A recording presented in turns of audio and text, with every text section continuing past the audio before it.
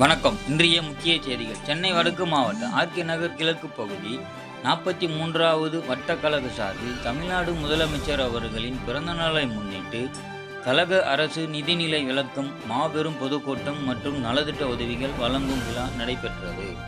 தலைமை போத்தூர் ராஜா, 43வது வட்டக்கழக செயலாளர். முன்னிலை ஆர்கே நகர் சட்டமன்ற உறுப்பினர் J Ebenezer, Era Lakshmanan, S Jebadas Pandian, N Marudhu Ganesh, KV Lokesh, N Anippa, RD Raja, K Balu, M Vedalakshmi, KP Sathishkumar, Vesu Sathyanarayanan, V Ramesh, Manikandan, AD Mani, Ilango, Ramesh Babu, Era Pon Ilavarasan, J Premanandan, N Kathiresan, தாவாமு கஜேந்திரன், நா கோதண்டன், மா நாகராஜன், பா குமார், சா தமிழ்ச்செல்வன்.